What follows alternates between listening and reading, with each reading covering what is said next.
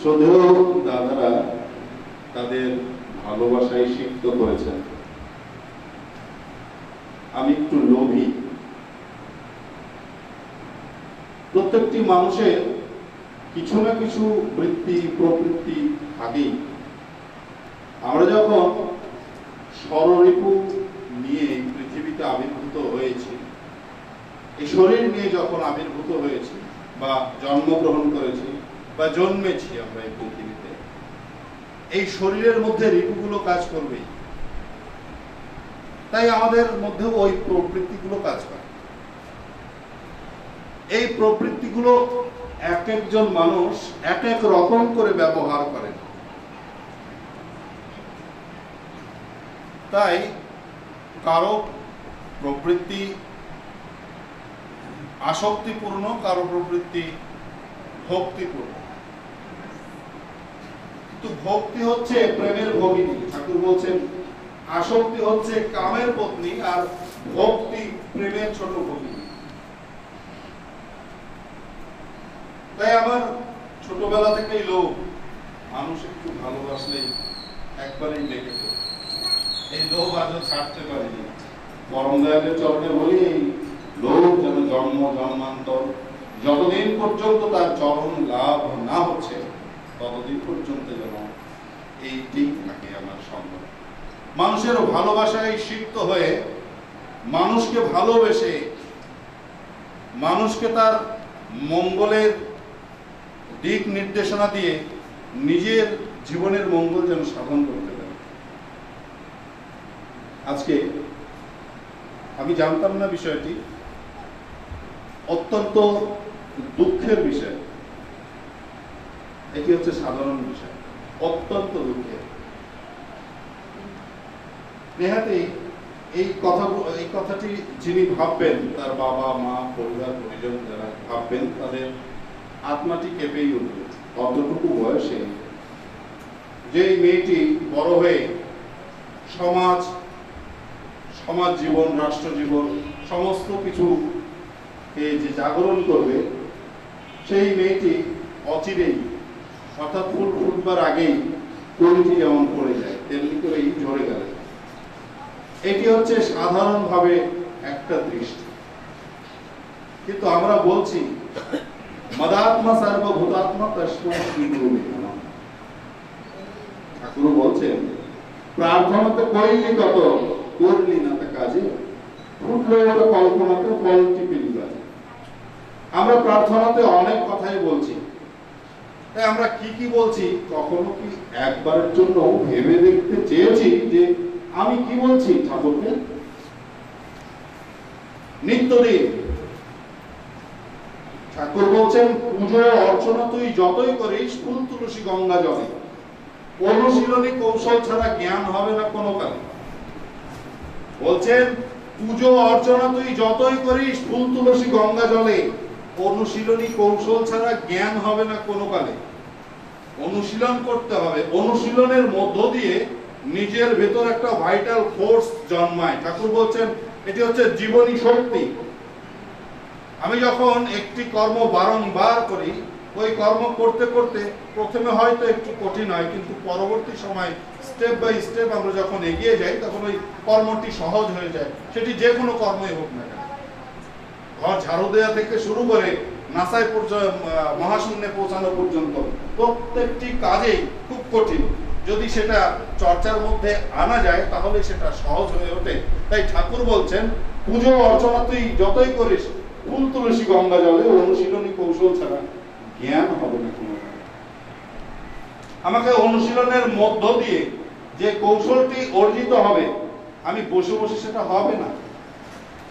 ঠাকুর প্রত্যেকটা জায়গায় হাত দিয়ে, আমাদের চোখে আঙুল দিয়ে দেখিয়ে গেলেন, কিন্তু আমরা কি ভাববার চেষ্টা করেছি আমি ঠাকুরের কাছে কি বলছি? তাকে নিবেদন করতে হবে মন থেকে। আমার আত্মাটি তার জন্য নিবেদিত। কখন? ওই করার মধ্য দিয়ে। ঠাকুর বলছেন আসল ভক্তিযুক্ত মানুষ উপদেষ্টার আসন নিতে একেবারেই গড় রাখে। যদি উপদেশ পায় তাহলে কি করে?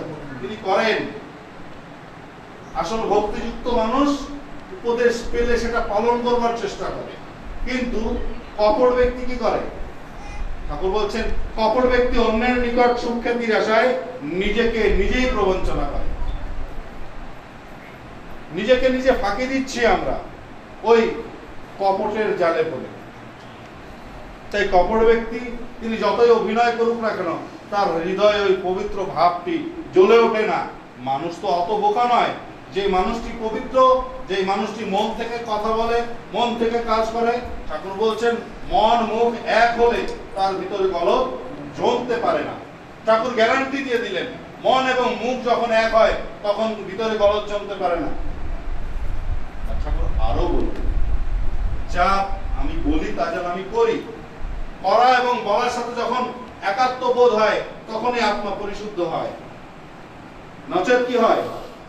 গো বিটুইন, দ্বন্দ্বী বৃত্তি এসে আমাদের এই শরীরে ভর করে, আমাদের আত্মাটিকে কুরে কুরে খায়।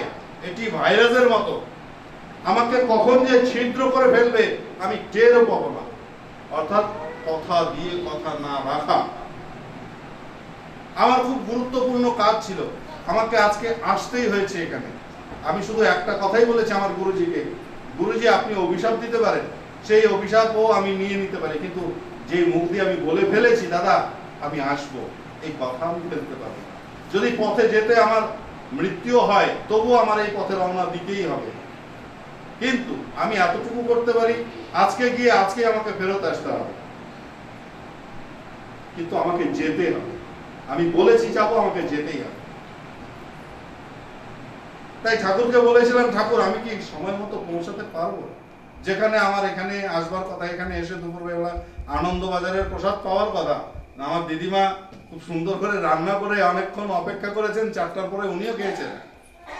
এই যে ভালোবাসা কোত্থেকে আসে, কোত্থেকে জন্মায়? ওই জন্মান্তরের পুণ্য ফল না থাকলে এগুলো আসে না। অনেক জায়গায় সৎসঙ্গ করতে যায়, কিন্তু সব জায়গায় একরকম ভালোবাসা পাওয়া যায় না। প্রত্যেকটা মানুষের বৈশিষ্ট্য ভেদে প্রত্যেকটা মানুষের ভালোবাসা। যিনি মদ খান তার ভালোবাসা একরকম, যিনি দুধ খান তার ভালোবাসা একরকম। কেউ মদ বিক্রি করে দুধ খায়, কেউ দুধ বিক্রি করে মদ খায়। তাই ঠাকুর কাউকে তো বাদ দিতে বলেননি। সবাইকে নিয়ে চলতে হবে, আমার সবাইকে নিয়ে মিশতে হবে, সবাইকে তুলতে হবে। আর সবাইকে তুলতে গেলে আগে নিজেকে দাঁড় করাতে হবে। আমার পায়ের নিচের মাটি যখন শক্ত হবে না, আমি আরেকজনকে টেনে তুলতে পারবো না। যখনই আমার পায়ের নিচে মাটিটি শক্ত থাকবে, তখন আমি 1000 লোককে টেনে তুলতে পারবো। শ্রদ্ধেয় দাদা ও মায়েরা, আমরা আসি এবার ঠাকুরের বিষয়। সবগুলোই তো ঠাকুরের। আমার সমস্ত অস্তিত্ব যদি ঠাকুরের হয়, তার সমস্ত কিছুই ঠাকুরের। ঠাকুর বলছেন, তোমার ধ্যান, তোমার ধারণা, তোমার চিন্তা, তোমার চেতনা, সমস্ত কিছু যখন সমর্পিত হয় ইষ্টে, তখন আর তোমাকে পিছু টান নাই, তখন তোমাকে পিছনে তাকাতে হবে না। তাই আমরা যে পেছনে তাকাচ্ছি, ঠাকুর সত্যানুসরণে কি বললেন? আসলে সত্যানুসরণ আমরা সবাই রিডিংটা পড়ি, কিন্তু আমি কি পড়ছি, ঠাকুর কি লিখেছেন, এই কথাগুলো কখনো অনুধাবন করবার চেষ্টা করিনি। আপনি রাতে ঘুমোতে যখন যাবেন তখন ছোট্ট একটি বই এই সত্যানুসরণ নিয়ে পড়বেন। একটি লাইন কি বলছেন ঠাকুর? দুর্বলতা। আমরা প্রত্যেকেই দুর্বল। তাই কি বলছেন? আমরা নবযুগের নবগীতা বলি। কেন বলি? শ্রীমদ্ ভগবত গীতায় বলা হচ্ছে কি, প্রথম অধ্যায়টা, অর্জুনে বিষাদ যোগ। ওই বিষাদটাই তো দুর্বলতা মানুষের, না? বিষাদটা কখন আসে? আমার মন যখন ভারাক্রান্ত হয়ে যায়, আমার আত্মা যখন প্রবৃত্তিমুখী হয়ে যায়, তখনই আমি এই বিষাদগ্রস্ত হয়ে পড়ি। তাই ঠাকুর এটা বলছেন দুর্বলতা। প্রথমেই কি বললেন? দুর্বলতা। আমাকে আমার দুর্বলতা সম্পর্কে জানতে হবে, আমি কোথায় দুর্বল, এবং সেখান থেকে বেরোবার রাস্তাও ঠাকুর বলে দিলেন। কেমন করে? ওই যে দীক্ষানুচলন। আমার দীক্ষার মধ্য দিয়ে আমি যে নির্দেশগুলো পেয়েছি, এই নির্দেশগুলো যদি আমি একটু একটু করে পালন করি, একদিনে হয় না দাদা, জন্মান্তর লাগে। এইটি হচ্ছে জন্ম জন্মান্তরের বাঁধন। ঠাকুরকে প্রশ্ন করেছিলেন, ঠাকুর অনেকেই তো দীক্ষা নেয় না, তাহলে তারা তো ভালো থাকে, তাহলে কেমন করে থাকে? বলো থাকে ওরকম করেই। কেমন করে? আমরা দেখছি ভালো থাকে, কিন্তু আদত দৃষ্টিতে সেটা ভালো নয়। কারণ ভগবান শ্রীকৃষ্ণ একদম পরিষ্কার করে শ্রীমদ্ ভগবত গীতায় বলে দিয়েছেন, যে আমাকে নিবেদন না করে খায় সে জানিবে চোর, সে পাপ ভক্ষণ করে। অর্থাৎ আমার সমস্ত অস্তিত্বকে নিবেদন করতে হবে দীক্ষার মধ্য দিয়ে। একদম পাশেই আমরা দেখি না, আমার পাশের ফ্ল্যাটটিতে একজন মুসলিম ভাই তার ছোট বাচ্চাটিকে কি করছে, ছোটবেলা থেকেই রাইহালটি বুকে দিয়ে, কিতাবটি বুকে দিয়ে বলছে, সে যখন ছোট্ট ছোট্ট ভাষায় বাবা মা বলতে শিখছে, সে পড়তে পারুক বা না পারুক, তাকে রাইহাল দিয়ে পাঠিয়ে দিচ্ছে কোথায়? মসজিদে। বাবা আরবি শিখে আসো। কেন? ওই আমার দিনের নবী হযরত মুহাম্মদ সাল্লাল্লাহু আলাইহি ওয়াসাল্লাম আরবি ভাষায় কথা বলতেন, আর তোমার জীবনের সমস্ত অস্তিত্বের যে প্রধান অংশ কোরআন শরীফ আরবি ভাষায় লেখা আছে, তোমাকে সেটা পড়তে হবে। ঠাকুর কি বললেন? আধো আধো কথা থেকে করে করিয়ে যা শিখাবি। করে আগে ঠাকুর বলেছেন নিজে করতে হবে। ওই আমি করছি না কিন্তু বাচ্চাকে বলছি, বাচ্চা তো একদম টেরা হয়ে যাবে, ও বাচ্চা কখনো শুনবে না আমার বাবা কি বলছেন। তাই ঠাকুর বলছেন করে করিয়ে যা শিখাবি সেইটি হবে মক্ষম ছেলে, হিসেবে চল নয় প্রস্তাবি। এই যন্ত্রণা ভোগ করেন ওই মায়েরা বেশি, বাবারা তো ঘরে থাকি না, মায়েরাই এই যন্ত্রণা ভোগ করেন বেশি। কেন? মা তো সকালবেলা উঠেই ওই বাচ্চাটাকে প্রণাম দেয়াচ্ছি না। আমার জীবনের ছোট ছোট কয়েকটা ঘটনার মধ্যে দিয়ে, রাত বোধহয় অনেক বেশি হয়ে যাচ্ছে না, বলেন না বলেন না, বলতো না সারা একটা বলেন। বলছি আমার দাদা সুদেব প্রদীপ দা বর্ণনা দিচ্ছিলেন, আমার দাদা খুব গুণী মানুষ ছিলেন, সেই কথা নাই বা বললাম। দাদা তার মেয়েটা ছোট্ট, একদমই ছোট্ট, কোন রকম কথা বলতে পারে, বাবা কাকা মামা এগুলো একটু বলতে পারে, সাথে দু একটা শব্দ বলতে পারে। প্রত্যেকদিন আমরা বিছানা থেকে উঠেই ঠাকুরের উদ্দেশ্যে একটা প্রণাম নিবেদন করি। আমরা যে খাটে ঘুমাই তার আশেপাশে কোথাও ঠাকুরের বিগ্রহটা থাকে, তো ঠাকুরকে প্রণাম দেই। ঘুম থেকে উঠেই বিছানা থেকে নামার আগে ঠাকুরকে প্রণাম দেই। মাটিতে গড় হয়ে মাটিতে যখন আমি নামি, মা ধরিত্রীকে প্রণাম দিই। সেদিন একটু দেরি হয়ে গেছে, আর ওই আমার ভাস্তিটা কৃপাময়ী, ও আমার বুকে ছাড়া ঘুমায় না, তো আমার বউ আমার সাথে ঘুমায়। ভোরবেলা যখন আমি উঠি ও উঠে যায়, তো আমি তারা একটু দেরি হয়ে গেছে তাড়াহুড়ো করে নামছি, নেমেই লুঙ্গিটা বেঁধেই আমি যাচ্ছি, আর ও পেছন দিয়ে টেনে ধরেছে লুঙ্গিটা। ও কাকা ঠাকুর প্রণাম দিলেন, ও কাকা ঠাকুর প্রণাম দিলেন। অতটুকু মুখে যখন আমি শুনেছি আমার গাটি শিহরিত দিয়ে উঠেছে, যে ঠাকুর তো এই কথাই বলেছেন না। পারিবারিক শিক্ষা, যেটা পারিবারিক সৎসঙ্গের কথা বলেছেন ঠাকুর, বলেছেন তুমি তোমার নিজ পরিবারের, দেশ ও দশের বর্তমান ও ভবিষ্যতের জন্য দায়ী। আমাকে দায়ী করে দিয়েছেন তিনি, আমার কর্তব্যগুলো তিনি ঠিক ঠিক পালন করবার জন্য নির্দেশ দিয়ে দিয়েছেন। কিসে আমার মঙ্গল হবে, কেমন করে আমার মঙ্গল হবে, কেমন করে আমার জীবনটি উথলে উঠবে, এই কথাগুলো তিনি সব জায়গায় বলে দিয়েছেন। তার আলোচনায়, তার পুঁথিতে, তার গ্রন্থে, সমস্ত জায়গায়, এমন কোনো জায়গায় বাদ নেই, এমন জীবনের এমন কোনো অংশ বাদ নেই তিনি বলেননি। তো আমরা কপট করে, অবহেলা করে তার কাছ থেকে নিজেই দূরে সরে গেছি। তাই আমার ঋত্বিক দেবতা বলছেন, তৃষিত আমার তৃষ্ণা মিটাতে দিয়েছো অমৃত সিন্ধু, অচেতন আমি অবহেলা ভরে নেই নিকো এক বিন্দু। সাগর কিনারে দাঁড়িয়ে দাঁড়িয়ে পিপাসায় গেছি মরে, ভুলের পসরা বহিয়া চলেছি সারাটি জনম ভরে। আজ অবেলায় অপরাধী প্রায় দুয়ারে দাঁড়ায় আমি, তবু করুণা করেছ তুমি। তিনি তার করুণার দুহাত আমাদের মাথার উপর দিয়ে রেখেছেন, আমি তাকে ডাকি বা না ডাকি। এক দাদা দেওঘরে গেছেন ঠাকুরের কাছে, একটা অ্যাক্সিডেন্টে অনেকগুলো লোক মারা গেছে। ঠাকুর আলোচনা করছেন, তিনি গেছেন ঠাকুরকে ধরবেন বলে। এতগুলো লোক মারা গেলেন, ঠাকুর জানেন সেই বিষয়ে, ঠাকুর অন্তর্যামী।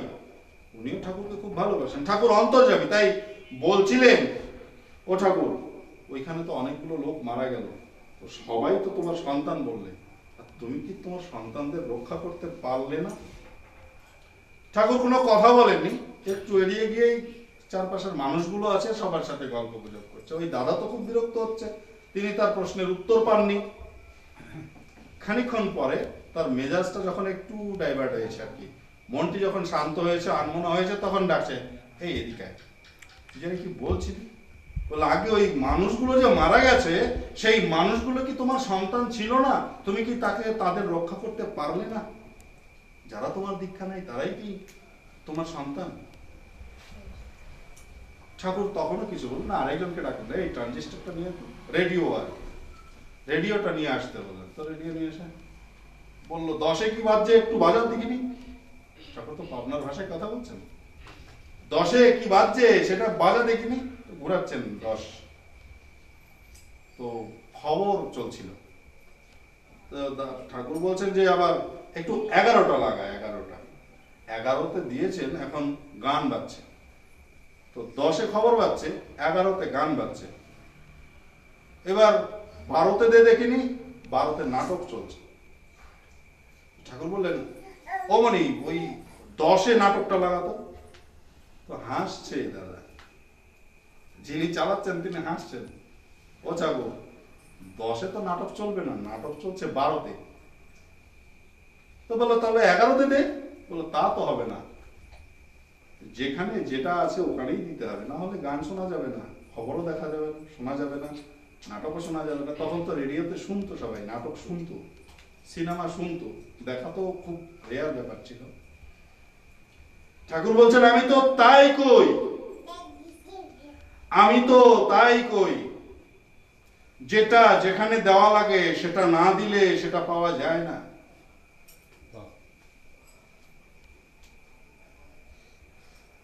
যখন মানুষ দীক্ষা নেয় তখন তার সাথে সংযুক্ত হয়।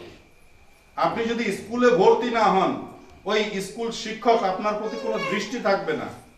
1 দিন 2 দিন যান, 3 দিনের দিন আপনি যদি অ্যাবসেন্ট থাকেন, ওই স্কুল শিক্ষকের মাথায় থাকবে যে আমার এই ছাত্রটি তো আসলো না, একটা নতুন ছাত্র ভর্তি হয়েছিল, ওটা কোথায় গেল? আপনি আরো 2 দিন না যান, খোঁজ নেবে, এই তোর বাড়ির পাশে যে ছিল সেই ছেলেটা কোথায়, তাকে তো দেখছি না। ঠিকই খোঁজ নেবেন মাস্টার মশাই। তাই ঠাকুর অমনি করে বসে থাকেন খোঁজ নেবার জন্য। তখনই আমি দীক্ষার মধ্য দিয়ে তার সাথে সংযুক্ত হয়ে যাই, তিনি তার অ্যান্টেনাটা আমাদের দিকে দিয়ে রাখেন। এবার বলি, তোমার করুণা চাহিতে জানি না, তবু করুণা করেছো তুমি। আমার ঋত্বিক দেবতা খুব সহজ ভাষায় বলে গেলেন, তাই তিনি তবুও করুণা করে রেখেছেন। কারণ আমার তো খাওয়ায় কষ্ট হচ্ছে না, পড়ায় কষ্ট হচ্ছে না, চলায় কষ্ট হচ্ছে না। কিন্তু এই পার্থিব জগৎ নয়, পারমার্থিক জগতে যখন আমি বলছি মদাত্মা সর্বভূতাত্মা তস্मै শ্রী গুরু বে নমঃ, আমার এই আত্মাটিকে পরিশুদ্ধ করে যেন আমি তোমার চরণ পর্যন্ত পৌঁছে দিতে পারি, পরম দয়াল তুমি আমাকে করুণা করো, তুমি আমাকে শক্তি দাও, জ্ঞান দাও, ভক্তি দাও, বলছে অনেক কিছু। তাই ঠাকুর বলছেন, প্রার্থনাতে কইলি কত, করলি না তো কাজে, ফুটলো ওটা কল্পনাতে, ফল কি পেলি বাজে। আমরা প্রার্থনাতে অনেকগুলো বুলি আওড়াচ্ছি, কিন্তু ওইগুলো অনুধাবন করবার চেষ্টা করিনি কোনোদিন। আমরা এক একজন এক একটা পদে সিক্ত হয়েছি, ওই জায়গাগুলোতে বসেছি। এবার ওই জায়গাগুলোর যে কাজ, সেই কাজটি যদি না করি, তাহলে আমার ওই সংগঠনটি আগাবে না। ঠিক তেমনি করে ঠাকুরকে যখন ধরেছি, ঠাকুরের বলাগুলো যদি না করি, তাহলে আমার ওই রেজাল্টও পাবো না। ঠাকুর বলছেন, করার ফল তোমাকে অভিনন্দিত করবেই করবে। ঠাকুর একটা প্রত্যয় যোগ করে দিলেন, তিনি গ্যারান্টি একটা সিল দিয়ে দিলেন। সারা যখন শোরুমে যাই, একটা 700 টাকার ইস্ত্রি কিনতে গেলে জিজ্ঞেস করি, ও দাদা গ্যারান্টি আছে নাকি? আর যিনি আমার জীবনের গ্যারান্টি দিয়ে দিলেন, তার কথার কোনো ভরসা নেই। এই হচ্ছে আমরা মানব জীবনের মানব চরিত্র। তাই এই চরিত্রকে সংশোধন করবার জন্যই ঠাকুর এসেছেন করুণা করে। তিনি দীক্ষার মধ্য দিয়ে আমাকে ওই অ্যান্টিনার সাথে যুক্ত করে নিয়েছেন, তার ওই মহাবিশ্বে আমাকে ঢুকিয়ে নিয়েছেন করুণা করে। তাই তিনি করুণা করছেন, তিনি করুণাময়। আমি তার করুণা থেকে বারবার বিচ্ছুরিত হয়ে যাচ্ছি, তিনি আবার টেনে আনছেন, আমি তাও বুঝতে পারছি না। তাই ওই বুঝতে গেলে দীক্ষার মধ্য দিয়েই বুঝতে হবে, অন্য কোনো পথ আমাদের নেই। চৈতন্য ভাগবতে বলা হচ্ছে হরের নাম হরের নাম হরের নাম হইব কেবলম। নামটাই তো সবচাইতে বড় গুণ। ওই নামই পারে আমাদের এই জগতের সমস্ত দুঃখ দুর্দশা থেকে মুক্ত করতে। কেন? শ্রদ্ধেয় প্রদীপ দাকে দেখছিলাম এখানে সেদিন বসে ধ্যান করছেন, উনি আর উঠছেন না, কিন্তু আমি তো একদম সেই আগের দিন রাত 4টের সময় উঠেছি, পরের দিন ভোর 5টা, আমি তো চোখটা এক করতে পারিনি, আমি আর বসে থাকতে পারছি না। এবার আমি তো প্রণাম দিয়ে চলে গেছি। এবার দিদিমা বলছেন যে উনি এরপরও 2 ঘন্টা বসেছিলেন। এটি কখন হয়? মানুষ যখন ওই নেশাটি জাগ্রত হয়ে যায়। আর বাবার কৌশলটা ছিল মানুষের কথা শুনতো, আগে খুব করে শুনতো, শুনতে শুনতে শুনতে শুনতে একটা সময় বুঝতে পারতো এই লোকটার ভেতরে কিছু একটা আছে। বাবা ওই জায়গাটাই ধরতেন। কারণ প্রত্যেকটা মানুষের একটা দুর্বল জায়গায় হচ্ছে তার মনে শান্তি নেই। আপনি প্রত্যেকটা মানুষকে জিজ্ঞেস করেন, সবাই হাসি খুশি আছে, কিন্তু মনের কোথায় গভীরে একটা শান্তি পাচ্ছে। এই অশান্তিটা কোথায়?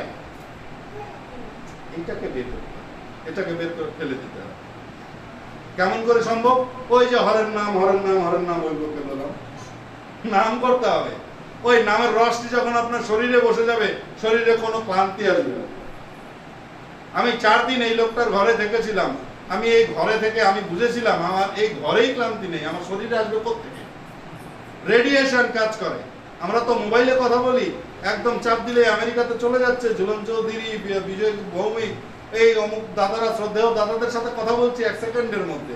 ওই রেডিয়েশনটা এখানেও কাজ করছে, ওই নামের গুণেই হয় এটা। আমার ঋত্বিক দেবতাকে যখনই স্পর্শ করতাম তখনই একটা পুলক অনুভূতি হতো। এই পুলকটি পেতে হবে। কেমন করে? সমস্ত কাজের মধ্য দিয়ে আমি যখন নাম করব, সমস্ত কাজ, ঠাকুর বলছেন শ্রীমদ্ ভগবত গীতায় বলা হচ্ছে 8ম অধ্যায়ে মোক্ষযোগ 67-68 শ্লোকে বলা হচ্ছে সর্বধর্মান পরিত্যাজ্য মামেকং স্মরণং ব্রজ অহং ত্বাং সর্বপাপেভ্যো মোক্ষয়ে স্বামী মাসুচ। তিনি আমাকে সকল পাপ থেকে মুক্ত করবেন। কখন? সর্বধর্মান পরিত্যাজ্য, আমি যখন সকল ধর্ম পরিত্যাগ করে। ধর্মটা কি? ঠাকুর বলছেন ধৃ ধাতুর সাথে মন প্রত্যয় যোগে ধর্ম শব্দের সৃষ্টি, যা আমরা ধারণ করি। আমরা চিন্তা থেকেই তো আমাদের ধারণাগুলো আসে। আমি সারাদিন যে চিন্তাগুলো করি, এই চিন্তা থেকে আমার শরীরে একটি তাপ উৎপন্ন হয়। এই তাপ হতে পারে কামনার, এই তাপ হতে পারে ভক্তির, এই তাপ হতে পারে যন্ত্রণার। যে কোনো তাপের সৃষ্টি হয় আমার এই শরীরে। তাই ঠাকুর বলছেন ওই ধৃ ধাতুর সাথে মন প্রত্যয় যোগে ধর্ম শব্দের সৃষ্টি। ওই যখনই আমি যা ধারণ করি, এই ধারণ করার মধ্য দিয়ে কিছু কপটতা, কিছু গোপনীয়তা, কিছু অশ্রদ্ধা, অভক্তি সমস্ত কিছু থাকবে। কিন্তু যখনই আমি আমার ইষ্ট দেবতার চরণে নিজেকে সমর্পণ করব, যখনই সারাদিন আমি নাম ধ্যানের মধ্যে থাকবো, ওই বসেই হাত জোর করে ধ্যান হয় না, ধ্যান থাকতে হয় সারাদিন দিন। সমস্ত দিনে যখন আমি ধ্যান করব, অর্থাৎ সমস্ত কাজের মধ্য দিয়ে যখন আমার ইষ্ট জড়িত থাকবে, তখন আমার অমঙ্গল আসতেই পারে না। এইবার মৃণালদা বলতে পারে আমি তো পাঞ্জাদারি, আমি তো অনেক আগে থেকেই ইষ্টকর্ম করি, আমার মেয়ের এই অবস্থা কেন হলো? শ্রদ্ধেয় দাদা বলছি, আপনার কোন জন্ম জন্মান্তরের কোন একটা কর্মফল ঠাকুর এভাবে পরিশোধ করে দিলেন। আমার শ্রদ্ধেয় ঋত্বিক দেবতা, যাকে কোনোদিন একটি শব্দ মানুষের অমঙ্গলের জন্য ব্যবহার করতে দেখিনি, শুনিও নি, যিনি মানুষের জন্য ভিক্ষা করেছেন, কেঁদেছেন। আমি তো আজকে জয়ন্ত মল্লিক সেই সায়দাবাদ থেকে বাসে উঠেছি সুন্দর করে, 3-3.5 ঘন্টা 4 ঘন্টার মধ্যে আমি সীতাকুণ্ডে এসে সুন্দর, এখন অধিবেশন ছেড়ে আবার গাড়িতে উঠে ঢাকা চলে যাব। কিন্তু যখন সেই কুমুদবন্ধু বিশ্বাস মহোদয় তারা যখন এই অধিবেশন করতো, উৎসব করতো, আমি বলতে শুনেছি 16 কিলোমিটার জায়গা, হাঁটু পরিমাণ কাদা, সেই কাদা পার করে উৎসব সেরে সারা রাত রামায়ণ গান করেছেন। সারা রাত রামায়ণ গান করার পরে সকালবেলা আবার ওই ব্যাগেজ, যারা তাকে দেখেছেন, তার দলবল দেখেছেন, তারাই জানবেন, ওই ব্যাগেজ গুলো আবার মাথায় করে নিয়ে ওখান থেকে বেরিয়েছেন আবার সেই 16 কিলোমিটার। এটা কি সম্ভব? সৎসঙ্গের অভিধানে শ্রী শ্রী ঠাকুর না শব্দটা পছন্দ করতেন না, এটাও সম্ভব। ঠাকুরের জীবদ্দশায় ঠাকুর নিজেই যখন আমাদের ওই হার্ডিন ব্রিজ পাবনায়, যে হার্ডিন ব্রিজটা পাবনা সৎসঙ্গের কনস্ট্রাকশন যেটা ছিল, ইঞ্জিনিয়ারিং ওয়ার্কশপ যখন ছিল, ওই হার্ডিন ব্রিজটা ওই ইঞ্জিনিয়ারিং ওয়ার্কশপেরই একটা অংশ। ওই তৎকালীন সময়ে শ্রী শ্রী ঠাকুর জীবদ্দশায় ওই সৎসঙ্গ ইঞ্জিনিয়ারিং ওয়ার্কশপ থেকে ওই টেন্ডারটি পায়, সরকারি টেন্ডার, এবং ওই টেন্ডারের জন্য ওই রেল লাইন তৈরি করার জন্য যে কাঠ চেরাই করতে হবে, এই কাঠ চেরাই করতে সরকারের একটি ইঞ্জিন পাবনা হেমায়তপুর আশ্রমে নিয়ে আসা হয়। এবার ইঞ্জিন আনতে গেলে কি লাগে? লাইন লাগে। ওই ওখান থেকে ঈশ্বরদী থেকে লাইন হেমায়তপুর পাবনা পর্যন্ত আশ্রম পর্যন্ত নিয়ে আসতে হবে। এটা সম্ভব ছিল না তখন, ওই সময়টি ছিল না। ঠাকুর বললেন কি, এবার 4টে লেন নাও, অর্থাৎ 4টে যে লাইন আছে এই লাইন নিতে হবে। একটি লাইন রেখে একটি লাইনের উপর ইঞ্জিন রেখে ওটা ধাক্কা দিয়ে পরবর্তী লাইনে উঠাতে হবে। পেছনের লাইনটা আবার সামনে দিয়ে আবার ওই ধাক্কাতে ধাক্কাতে নিয়ে আসতে হবে। 12 কিলোমিটার রাস্তা শ্রী ঠাকুর স্বয়ং নিজে সেই ইঞ্জিনটিকে হিমায়তপুরের আশ্রমে নিয়ে এসেছিলেন। আমি থাকলে বলতাম যে ঠাকুর কি তুমি পাগল হয়ে গেছো, তুমি নিয়ে যাও, আমি যাব না।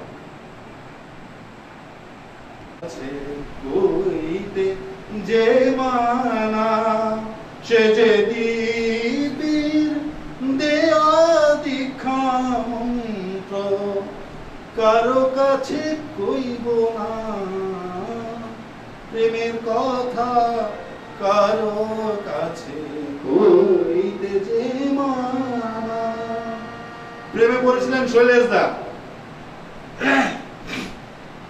প্রেমে পড়েছেন শৈলেশ দা, তার প্রাণে ব্যথা লেগেছে, তার প্রিয় পরমকে গালাগাল দিয়েছে, তিনি চোট পেয়েছেন খুব।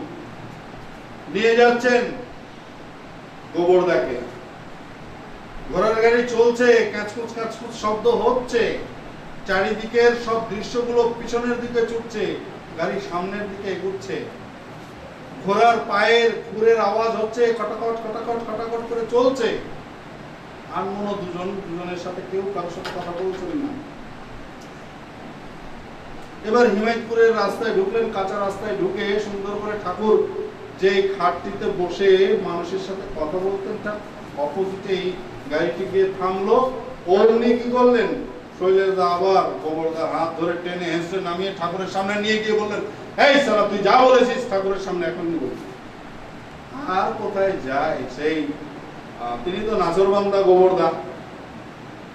ঠাকুর একটু আন্ন হয়েছিলেন তাকিয়ে গোবরদার দিকে, দেখেই বলছেন, হ্যাঁ রে কিছু কবি। গোবরদা তো স্তম্ভিত হয়ে গেছেন। আবার ঠাকুর বলছেন, কিছু কবি। এইবার গোবরদা তো একদম অনর্গল, যেই ভাষায় এগুলো বলেছিলেন শৈলেশ দাকে তার চাইতে দ্বিগুণ ভাষায় বলে দিলেন সব। চারপাশে যারা বসা ছিল তারা তো কোন রকমে তাকে ছিঁড়ে ফেলবে এমন একটা পরিস্থিতি ঠাকুর ইশারা করলেন চোখ দিয়ে, কেউ কিচ্ছু বলল না, কেউ কোনো শব্দ করছে না। এইবার গোবরদার বলা যখন শেষ হয়েছে তখন ঠাকুর তিনি হাঁপাচ্ছেন অনেকক্ষণ, অনেক শক্তি নিয়ে তো বলেছেন কথাগুলো অনেকগুলো লোকের মাঝখানে, যেই মানুষটাকে প্রত্যেকেই এখানে ভগবান বলে সম্বোধন করেন, সবার সামনে মাঝখানে দাঁড়িয়ে তিনি অকথ্য ভাষায় কিছু গালাগাল দিয়েছেন শ্রী ঠাকুরকে। প্রাণে তো ব্যথা লাগবেই। গোবরদা তো বলে শেষ, ঠাকুর বলছেন কথা শেষ হয়েছে? বলে আগে শেষ হয়েছে। বস। বসছেন না, দাঁড়িয়ে আছে। বস না, বসছেন। শালা বস। স্তম্ভিত হয়ে গেলেন, বসে পড়লেন চুপ করে। এরপর কোনো শব্দ করেননি, একদম বসে আছে। শৈলেশ দা পাশে গিয়ে বসেছেন, ঠাকুরের কথা শুনছেন। গোবরদা সেখানে বসেই ছিল, সেই সকালবেলা গেছেন, টিফিন সেরেই ওখানে গেছেন, ঠাকুরের এখানে ঢুকেছেন। এবার ঠাকুর কথা বলছেন মানুষের সাথে, ঘন্টার পর ঘন্টা, ঘন্টার পর ঘন্টা বলেই চলছেন। শুনছেন গোবরদা। চলতে চলতে চলতে চলতে আনন্দবাজারের সময় সমাগত, ঘন্টা পড়েছে। কিছুক্ষণ পর সবাই যখন চলে গেছেন, ঠাকুর বলছেন, হ্যাঁ চল আনন্দবাজার সেরে আসি। ধরে সাথে নিয়ে গেলেন। আনন্দবাজারের প্রসাদ পেল, খানিকক্ষণ বিশ্রাম হলো, আবার শ্রী ঠাকুর দাদাকে নিয়ে বসলেন, চল এবার আবার কথা শুরু হলো। কথা চলছে অবিরাম, থেমে থাকার পাত্র তো শ্রী ঠাকুর নন, তিনি কথা বলছে।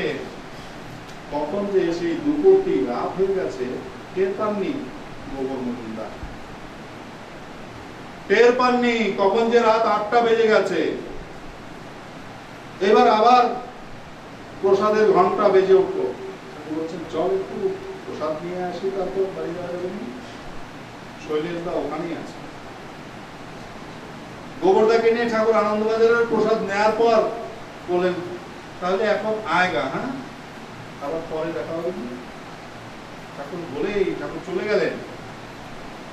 গোবরদা মাথা নিচু করে ওখান থেকে হেঁটে চলে এসেছেন, বাড়িতে এসেছেন। রাতে আর ঘুম হয়নি,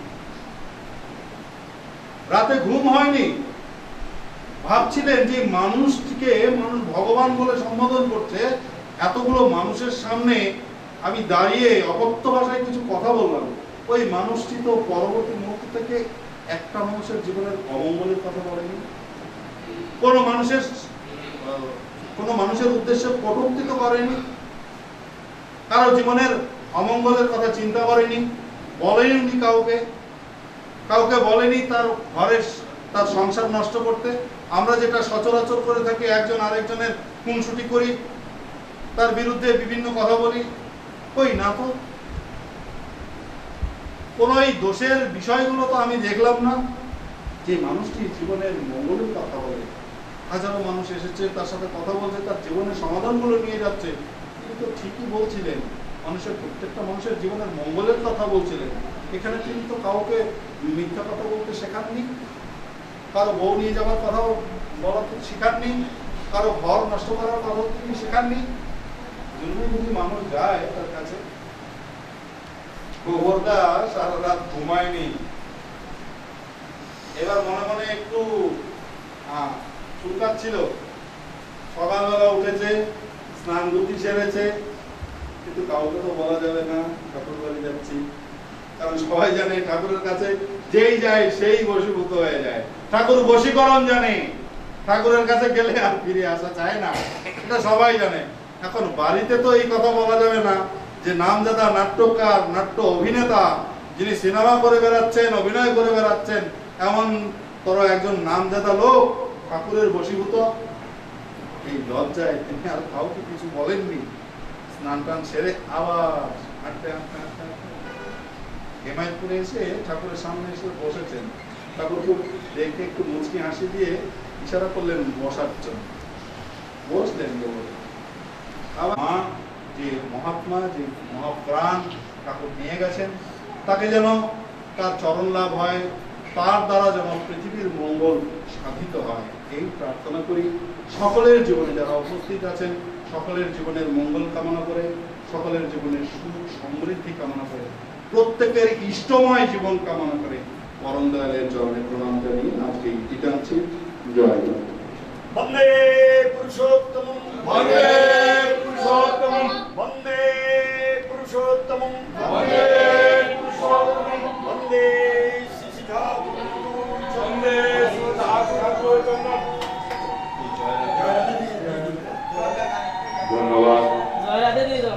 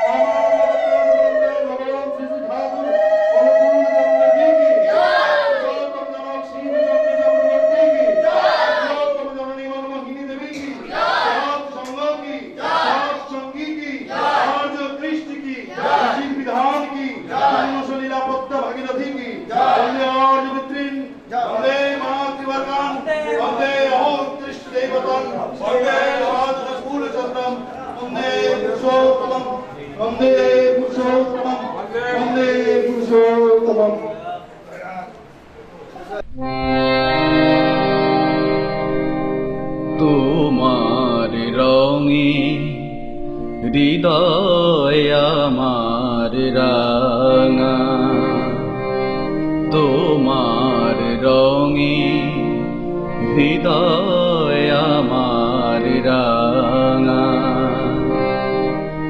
তোমায় বিদায় দেব কেমন করে, বিশ্বভুবন তোমার সুরে বাধা, সে সুরে মোর চিত্ত আছে পড়ে, তোমার রঙে হৃদয় আমার রাঙা।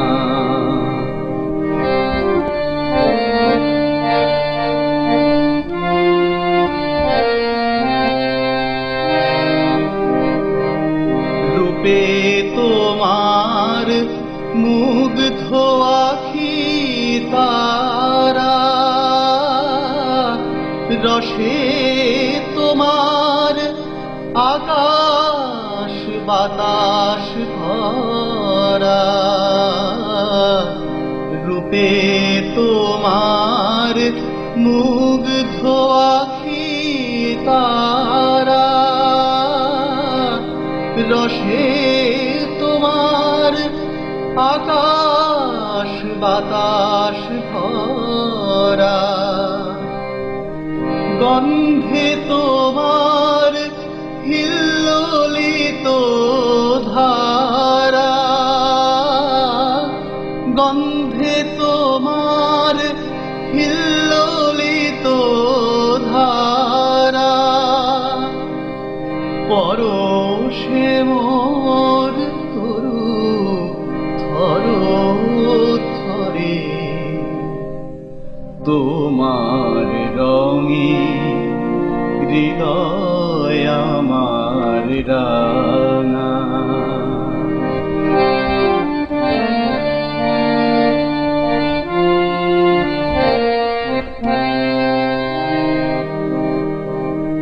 তোমার লাগি দিবানিশি জাগা,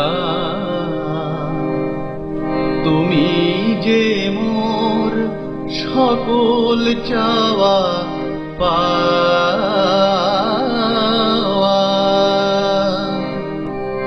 তোমার লাগি দিবানিশি জাগা। তুমি যে মোর সকল চাওয়া পাওয়া,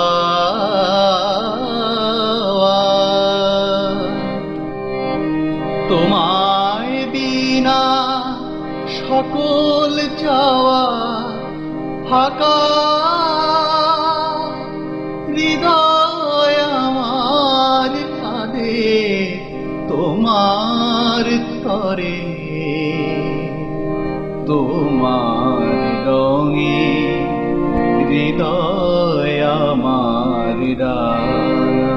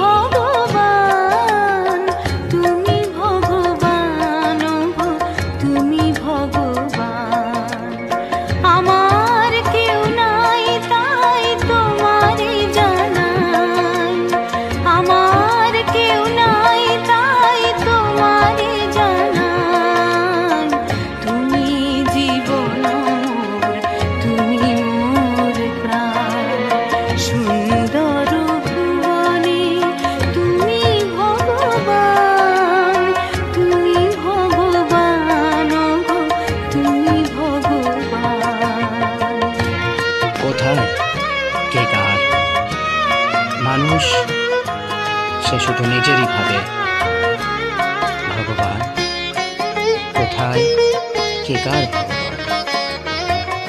মানুষ সবসময় তার নিজেরই ভাববে, ভেবেছে। যার কেউ নাই তুমি নাকি তার, অকুল সংসারে তাই দিয়েছি সাঁতার। কোথায় কে কার, কোথায় কে কার? যার কেউ নাই তুমি নাকি তার, অকুল সংসারে তাই দিয়েছি সাঁতার। পাবই পাবই ওগো দেখাটি তোমার, পাবই পাবই ওগো দেখাটি তোমার। জ্বলন্ত অনন্ত দেব করুণা নিদান, সুন্দর ভুবনে তুমি ভগবান, তুমি ভগবান গো, তুমি ভগবান। কার দেখা পাওয়ার আশায় তুমি তাকে খুঁজে চলেছ? সে যে নাই, সে যে নিরাকার, তাকে খোঁজা বৃথা। নাই পাবে তাকে, নাই।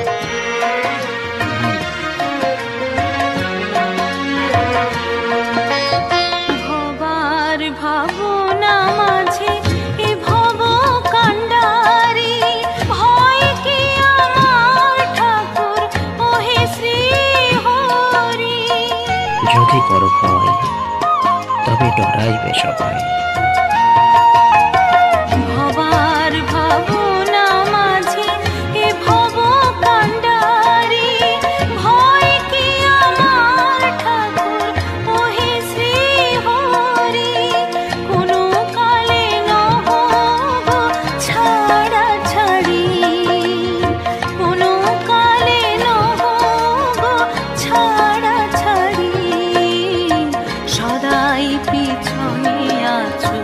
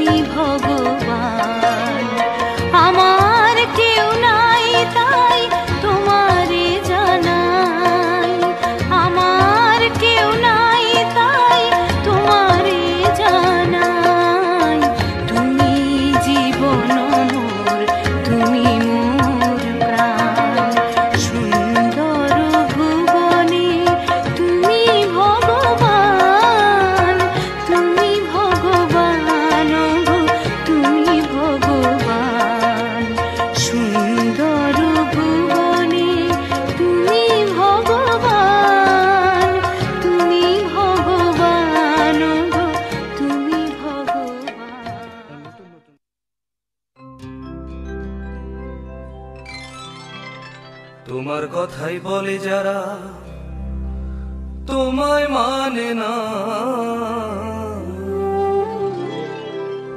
তোমায় পাওয়ার আনন্দ কি তাই তো জানে না।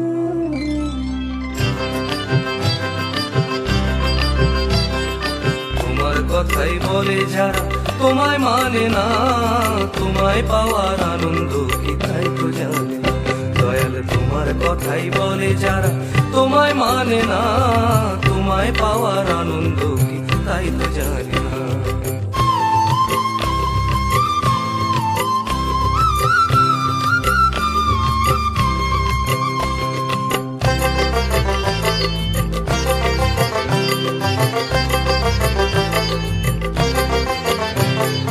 চিনির বোঝা বহন করে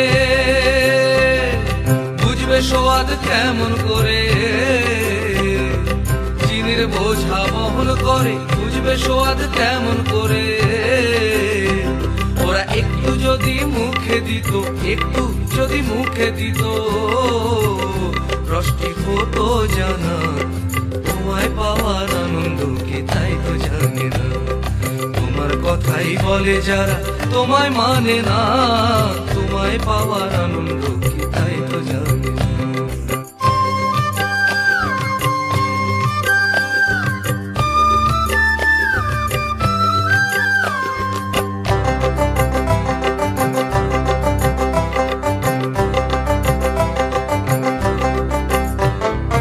তোমার ধ্যানে নীরবতা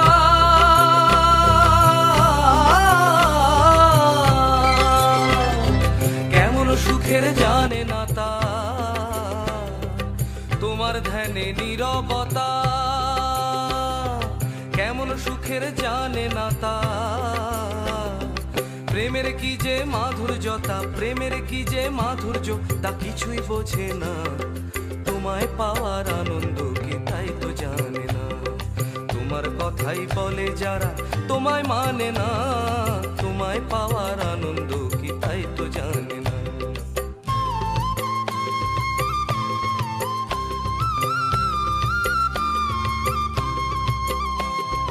ভক্তি প্রাণে না রয় যদি শুধু কথায় কি বা হবে, সেই কথাটাই সহজ করে কেউ বোঝে না ভবে রে মন, কেউ বোঝে না ভবে। ভক্তি প্রাণে না রয় যদি শুধু কথায় কি বা হবে, সেই কথাটাই সহজ করে কেউ বোঝে না ভবে রে মন, কেউ বোঝে না ভবে। তোমায় ভালোবাসলে প্রাণে বাঁধন ছেড়া শান্তি আনে, তোমায় ভালোবাসলে প্রাণে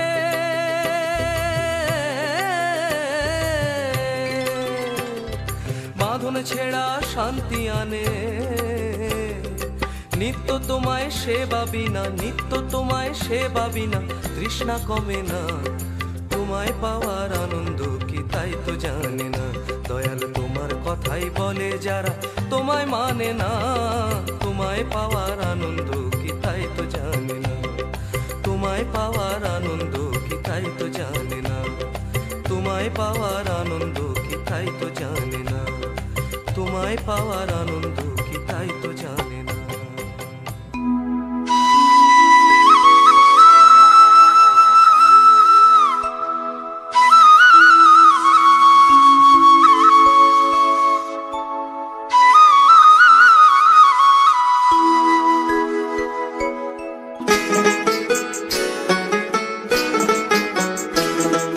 কে আনিল রে এই ধরা ধামে মধুমাখা রাধানা, কে আনিল রে এই ধরা ধামে মধুমাখা রাধানা। হিমায়িতপুরে মনমোহিনীর ঘরে, হিমায়িতপুরে মনমোহিনীর ঘরে এলো শ্রী ঠাকুর অনুকূল